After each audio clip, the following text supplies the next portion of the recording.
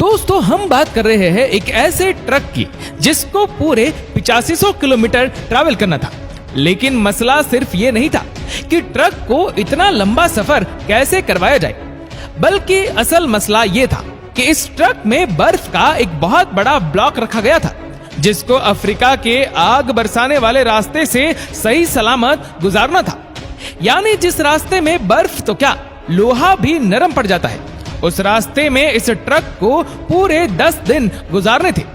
लेकिन चैलेंज ये था कि किसी भी हालत में बर्फ पिघलने ना पाए, और वह भी बगैर रेफ्रिजरेटर के। दोस्तों ये बात है 1959 की, जब पूरी दुनिया की अटेंशन एक आइस ब्लॉक ने घेर रखी थी। यह आइस ब्लॉक 3350 किलो वजनी था और इसको दुनिया के एक कोने से दूसरे कोने तक पहुंचाना था, और वह भी बगैर रेफ्रिजरेशन के। लेकिन आखिर ऐसा किया क्यों जा रहा था? इस आइस ब्लॉक को इतना दूर क्यों ले जाया जा रहा था? असल में यह मामला शुरू हुआ था 1 साल पहले, यानी 1958 में। लग्जमबर्ग यूरोप का एक मुल्क है जहां से एक बहुत फेमस रेडियो स्टेशन चलाया जाता था। यह ब्रॉडकास्ट रेडियो लग्जमबर्ग के नाम से पूरी दुनिया में फेमस थी।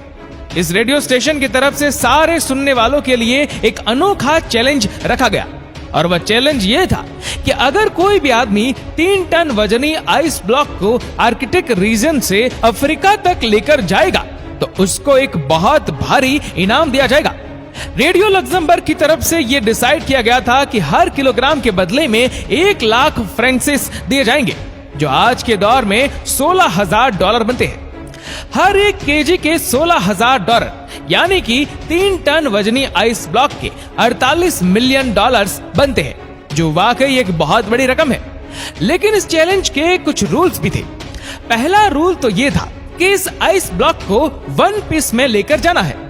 दूसरा रूल था इसको सिर्फ बाय रोड ट्रांसपोर्ट किया जाएगा। तीसरा और सबसे मुश्किल रूल यह था कि चैलेंज को पूरा करने के लिए रेफ्रिजरेटर का इस्तेमाल नहीं किया जा सकता।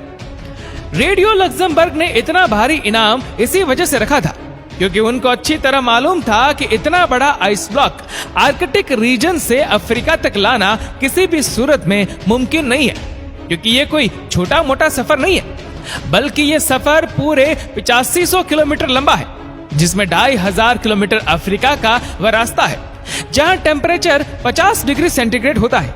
यानी जो बर्फ फ्रीजर से निकलते ही मिनटों में पिघल जाती है, वो भला इस हफ्तों लंबे सफर में सही सलामत कैसे मंजिल तक पहुंच पाएगी? रेडियो लग्जमबर्ग ने यह चैलेंज तो दिया, लेकिन यही चैलेंज उनको किस मुश्किल में फंसा देगा इसका उनको अंदाजा भी नहीं था।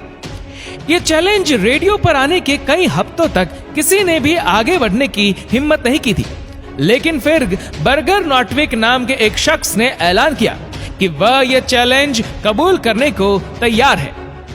बर्गर नॉटविक, जो कि नॉर्वे में एक इंसुलेशन कंपनी क्लास वॉट का मैनेजिंग डायरेक्टर था, उसका मानना था कि उनकी कंपनी जो इंसुलेशन मटेरियल बनाती है उसको इस्तेमाल करके ये चैलेंज आसानी से पूरा किया जा सकता है। अगर बर्गर नॉटविक ये चैलेंज पूरा करने में कामयाब हो गया तो वो अपनी कंपनी और उसके एम्प्लॉयर्स के लिए काफी सारी दौलत इकट्ठी कर सकेगा। पूरी दुनिया में ये बात फैल चुकी थी कि एक शख्स ने रेडियो लग्जमबर्ग का आइस ब्लॉक चैलेंज कबूल कर लिया है। इस काम को अंजाम देने के लिए नॉटविक ने एक टीम बनाई और चैलेंज को पूरा करने के लिए काम शुरू कर दिया, जिसकी वजह से कई न्यूज़पेपर की हेडलाइंस में नॉटविक के चर्चे होने लगे। ब्लॉक चैलेंज को पूरा करने के लिए अभी तक जो भी कोशिश की गई थी, वह जब रेडियो लग्जमबर्ग को मालूम पड़ी तो उनको एक बहुत बड़ी रकम खोने का डर लगने लगा, और डर के मारे उन्होंने अपनी ये ऑफर वापस ले ली, क्योंकि गिलास वोट कंपनी और उसके डायरेक्टर काफी ज्यादा फेमस हो चुके थे। इसी वजह से रेडियो लग्जमबर्ग की ऑफर खत्म होने के बावजूद भी नॉटविक ने यह चैलेंज पूरा करने की ठान ली थी। उनका मानना था कि अगर उनको पैसे ना भी मिले तब भी वह यह चैलेंज पूरा करेंगे, क्योंकि इसकी वजह से इनकी कंपनी की पब्लिसिटी में इजाफा होगा। यह चैलेंज स्टार्ट करने का वक्त आ चुका था। यह फैसला हो चुका था कि आइस ब्लॉक को नॉर्वे के शहर में मोई राणा से ऑल द वे अफ्रीका में गेबोन के शहर लिब्रेविले तक भेजा जाएगा। इस ब्लॉक को Denmark, Netherlands, Belgium, France, Spain और मोरक्को के बाद अल्जीरिया के रास्ते से गुजार कर गैबोन तक लाया जाएगा। नेटवर्क की टीम में एक इंजीनियर, 4 ड्राइवर, एक ट्रक मैकेनिक और 2 कैमरामैन भी शामिल थे। उन्होंने 3 टन वजनी आइस ब्लॉक को ग्लेशियर से काटने का फैसला किया, लेकिन इतना बड़ा आइस ब्लॉक है कि साथ उठाना काफी मुश्किल था। इसलिए 200 केजी के ब्लॉक को काटकर हेलीकॉप्टर के जरिए नीचे भेजा गया। नेटवर्क और उनकी मेहनत को काफी ज्यादा मीडिया अटेंशन भी मिल रही थी और इसी वजह से कई कंपनीज ने नेटवर्क के इस चैलेंज को पूरा करने के लिए उनको स्पॉन्सर करना शुरू कर दिया। शेल ने फ्यूल का जिम्मा उठाया और स्कानिया ने उनको ट्रक दिया जिसमें यह आइस ब्लॉक रखा जाना था। 200 केजी के ब्लॉक को ग्लेशियर से नीचे लाकर दोबारा से फ्रीज किया गया और 3050 केजी का एक सिंगल ब्लॉक बनाया गया। ये ब्लॉक एक खास कंटेनर में डालकर ट्रक में लोड किया गया। अच्छी तरह इंसुलेशन करने के बाद 27 फरवरी 1959 को आखिरकार ये अनोखा सफर शुरू हो गया। शुरुआत का सफर तो काफी ज्यादा आसान था क्योंकि इन इलाकों में मौसम भी काफी खुशगवार था और रोड्स भी ठीक ठाक थे। ये न्यूज पूरी दुनिया में फैल चुकी थी। इसी वजह से ये ट्रक जिस भी बड़े शहर से गुजरते थे वहां के लोग उनका इस्तकबाल करते हैं और नारे लगाकर उनका हौसला बढ़ाते हैं। जैसे जैसे उनका सफर बढ़ता जा रहा था उनकी पब्लिसिटी में मज़ीद इजाफा होता जा रहा था। जब ये ट्रक पेरिस से गुजर रहा था तो उनको वहां की पुलिस ने भीड़ वाले इलाकों से गुजारने के लिए खास प्रोटोकॉल भी दिया। यहाँ तक कि पेरिस के मेयर ने उसकी दावत भी की थी। इस सफर को 1 हफ्ता गुजर चुका था। वहां पहुंचने पर ट्रक को क्रेन की मदद से एक शिप पर रखा गया क्योंकि अब उनको समंदर का एक बहुत बड़ा हिस्सा पार करना था। समुद्र के दूसरे हिस्से पहुंचने पर कंडीशन बिल्कुल ही अलग हो चुकी थी। ट्रक अब अफ्रीका की जमीन पर आ चुका था जहां दिन के टाइम पर गर्मी बहुत ज्यादा थी। न सिर्फ आइस ब्लॉक के पिघलने का खतरा था बल्कि गर्म रेत पर सफर करने से ट्रक के इंजन को भी खतरा था और उनके साथ मौजूद गृह की तबीयत बिगड़ने का भी खौफ मंडरा रहा था। इन सारे खतरों के अलावा ट्रक को सिक्योरिटी थ्रेट भी था क्योंकि जिस तरह से वो लोग गुजर रहे थे उस इलाके में जंग चल रही थी और फ्रीडम फाइटर के लोग पहाड़ों में ही छुपे होते थे। वह लोग अपनी बातें मनवाने के लिए ट्रक और उसके ग्रुप को हॉस्टेज भी बना सकते थे।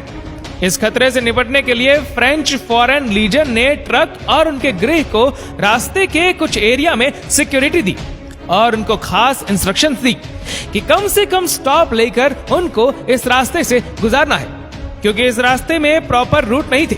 इसी वजह से ट्रक बार बार रेत में फंस जाता था। उनको मंजिल तक पहुंचने की जितनी ज्यादा जल्दी थी उतना ही ज्यादा उनके रास्ते में मुश्किलात आ रही थी। हर मर्तबा जब ट्रक फंस जाता था तो उसको रेत से निकालने में गृह को घंटों लग जाते थे। दुनिया के सबसे महंगे आइस को ट्रांसपोर्ट करने का मिशन अब इसके गले में आ चुका था। एक तरफ फ्रीडम फाइटर्स का खौफ था तो दूसरी तरफ गर्मी ने गृह की हालत बिगाड़ कर रखी थी और सोने पर सुहागा। इस गर्मी ने ट्रक के अंदर मौजूद आइस ब्लॉक को मेल्ट करना शुरू कर दिया था। अगर ग्रू यहाँ फंस गया तो ना ही उसका मिशन पूरा हो सकेगा और ना ही हजारों मील दूर से निकाली गई बर्फ बच सकेगी। रास्ते से गुजरने वाले मुसाफिरों के जानवरों को उन्होंने पिघलने वाली बर्फ का पानी भी पिलाया जो कि असल में दुनिया का सबसे महंगा तरीन पानी था।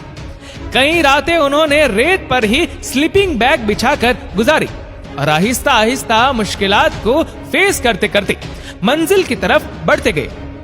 आखिरकार वह इस रास्ते को पीछे छोड़ने में कामयाब हो ही गए और अब उनकी मंजिल काफी ज्यादा करीब थी। पूरे 28 दिनों के सफर के बाद ट्रक, गृह और बचा हुआ आइस ब्लॉक लिब्रेविल पहुंचने में कामयाब हो गया था। लिब्रेविल पहुंचने पर उनका भरपूर इस्तकबाल किया गया, लेकिन सबको सिर्फ एक बात जाननी थी कि 28 दिन के सफर और मुश्किल तरीन कंडीशन से गुजरने के बाद आखिर कंटेनर में कितनी बर्फ बची है। हैरत अंगेज तौर पर जब ट्रक का कंटेनर खोला गया तो उसके अंदर का मंजर देखकर यकीन करना मुश्किल था। जी हाँ, नॉर्वे से निकलते वक्त आई ब्लॉक 3050 केजी का था। लेकिन पूरे 28 दिनों के मुश्किल तरीन सफर के बाद हैरत अंगेज तौर पर आइस ब्लॉक का वजन 2714 किलोग्राम था। सिर्फ 11% बर्फ यानी 336 किलोग्राम आइस रास्ते में पिघल चुकी थी और बाकी सारा आइस ब्लॉक वन पीस में मौजूद था। बेशक रेडियो लक्जमबर्ग अपने ऑफर से पीछे हट चुका था, लेकिन फिर भी ये चैलेंज पूरी तरह से कामयाब हुआ और ये बर्फ तोड़कर गैबोन के लोगों में डिस्ट्रीब्यूट की गई, जिन्होंने आज से पहले कभी भी बर्फ नहीं देखी थी। नाटविक और उनकी कंपनी को कोई कैश उस वक्त तो नहीं मिला, लेकिन इस पब्लिसिटी ने उनकी कंपनी की सेल्स पर 4 चांद लगा दिए थे। ग्लासवोर्ट आज भी ग्लावा के नाम से इंसुलेशन मटेरियल बनाती है और 1959 के बाद से इनकी पॉपुलैरिटी में मज़ीद इजाफा ही होता जा रहा है। तो दोस्तों, कैसा लगा ये वीडियो?